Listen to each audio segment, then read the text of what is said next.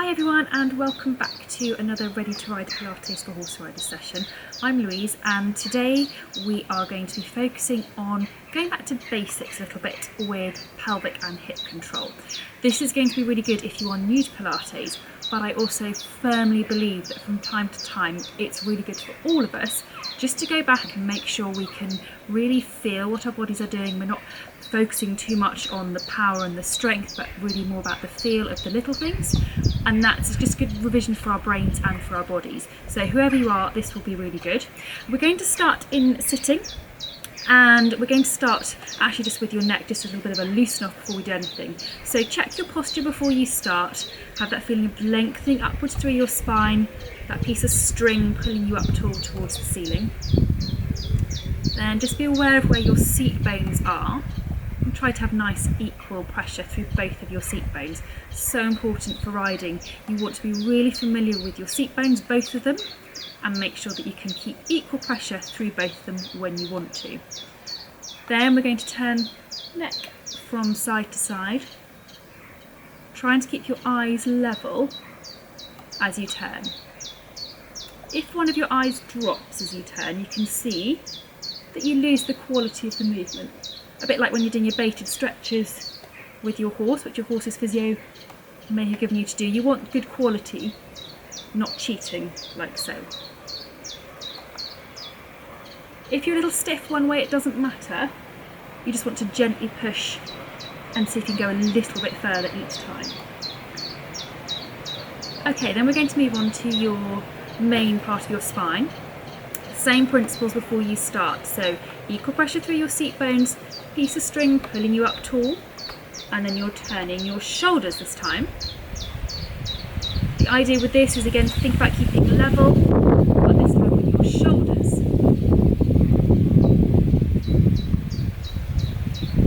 Excuse, it's got a little bit windy, so I hope you don't get too much wind noise. And now, because we're starting to move your body a little bit more, I want you to really feel your seat bones as you are turning. So not just thinking of keeping your shoulders level, but focus your brain on your seat bones. When you are doing lateral work on your horse, for example, you might well want to change the pressure in your seat bones. You might well not want to change the pressure in your seat bones. You can only make that decision if you've had equal pressure to start off with, and if you can really identify that equal pressure. So one more each way, equal pressure through your seat bones. Okay, we're now going to go down flat onto your mat, face down. And this exercise is really simple. We're going to do the reverse hip twist. And it's really, really simple, but it's a brilliant one for focusing on really feeling what your pelvis is up to. So I would like you to bend one knee to 90 degrees. Then before you start, take your pelvic floor onto floor 3 and bring your tummy away from that imaginary puddle of water. Make sure that you're breathing and you haven't braced yourself ready for the off, and then you're going to roll your foot out, up to the top, in, up the top, then down. Bend the other knee to 90 degrees. Again, check pelvic floor, tummy position, and make sure you're breathing. Then it's out, to the top, in, to the top, and down. Now, of course, you can reverse it and say you can go in first and then out. It doesn't really matter. You can mix it up if you want. Challenge your brain a little bit. Remember what you did the time before, swap it the next time. But the real focus with this is feeling your headlights, or if you can't feel your headlights specifically, feeling that area at the front of your pelvis and making sure that that pressure doesn't change. So that as you go through that rotation movement, you don't rock through your pelvis. This movement is coming purely from your hip, and you're not cheating by shifting through your body. This is a really simple exercise, but it's very, very specific. And it's the same as if you were giving a leg aid on the horse. You want to be able to control that movement from your hip or knee or wherever you want to move your leg from, and not find that the rest of your body comes too. This is about really focusing your brain on being specific. So tummy, pelvic floor, breathing are your basics, and then focusing on keeping the movement from your hip and keeping your pelvis still. We'll do one more. Okay, then we're going to turn onto your back. And we're going to do an exercise called the scissors. We're going to keep it easy, but if you are familiar with Pilates and you want to do the harder version, that's absolutely fine. I'm just going to do the easy level 1 version. So arms onto the floor beside you. Find that nice neutral position through your tummy. So if you've got a spiky ball, you want to use it, absolutely fine. Otherwise, imagine you have a tray of drinks balanced on your tummy. Pelvic floor onto floor 3 and feet and knees hip width apart. Then moving from your hip, you're bringing one leg up to a tabletop position, taking it back down, then bring the other leg up and back down. So you're going to alternate which leg comes up into a tabletop position. Then I suggest that you pop your hands onto your headlights, because once again what you're focusing on here is making sure that movement is coming purely from your hip, and it's not coming because you are dipping through your spine or you're not rolling from side to side, rocking around as you do the movement. So again, a very simple movement, but I want you to be specific. So you're thinking of neutral tummy, pelvic floor, and breathing as well. Again, don't forget to breathe. If you're holding your breath, it means you're probably bracing with your diaphragm, which obviously isn't a great thing, but it then means you're not probably using your abdominal muscles as well as you should do. Okay, we'll do one more with each leg. Okay, then we're going to move on to your hip twist. So same start-up position, neutral tummy position, pelvic floor onto floor 3. You can keep your hands onto your headlights if you want to, but this time you're rolling one knee out to the side and back up, and then the other knee out to the side and back up. This and the scissors exercise and a couple of other ones are ones I call wine glass exercises.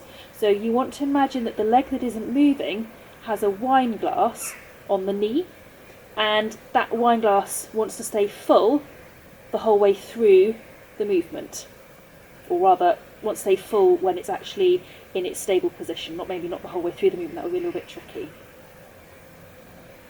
Okay, so same principles. You're thinking level headlights, pelvic floor is staying onto floor 3, you're breathing, and you're moving purely from your hip, not rocking from side to side through your pelvis. We'll do one more with each leg. Okay, and then we're going to move on to something a little bit more dynamic. We're going to do an exercise called the single leg stretch, and then we will turn it into the double leg stretch. This is going to be a little bit tricky for me because I'm on grass, and grass isn't the slightest of movements or slightest of surfaces, but you'll get the idea. Okay, so you need to add in one more component before you start this exercise, and that is thinking about the ropes that run from ribs to pelvis. They're really useful for focusing your brain onto this part of your body, and they are going to hold this part of your body together, and I'll show you what happens if you don't when you're doing this. So again, maybe keep hands onto your headlights before you start. Neutral tummy position, pelvic floor onto floor 3, then you're sliding one leg straight and back up, then sliding the other leg straight and back up. So far so simple. Same principles apply as before. The still leg stays still, so it's another wine glass exercise. Your headlight stays still so that you're not dipping or arching, but also watching that you don't roll from side to side. So this is another exercise that can be useful with a spiky ball. Give you that little bit of feedback of, are you staying really level as you do this?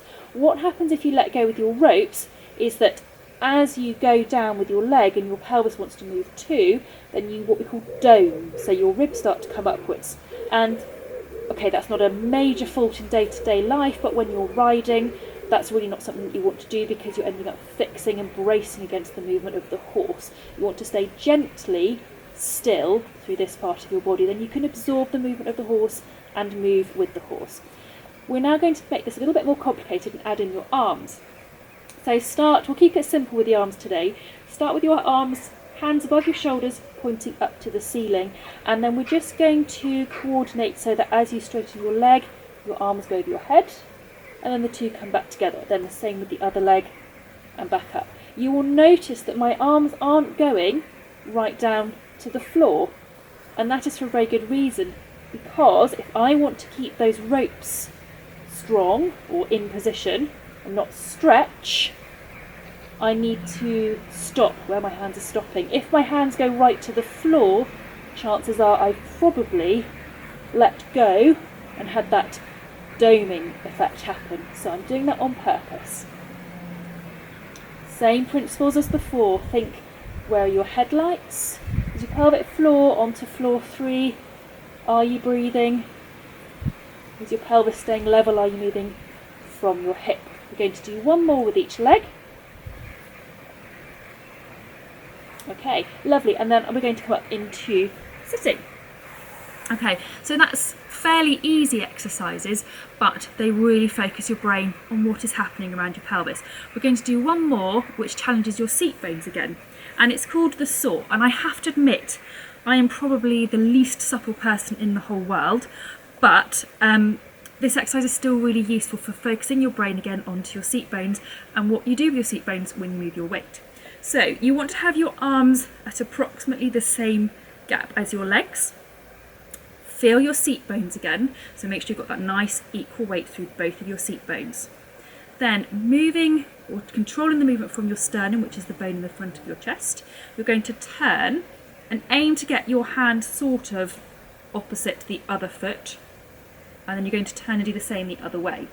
Remember, you are turning and guiding that turn from the centre of your chest. What you're not doing is swinging your arms, so you're turning from the centre of your chest, but I now want you to focus on your seat bones and try to keep that equal pressure through your seat bones as you turn. And that's easier said than done.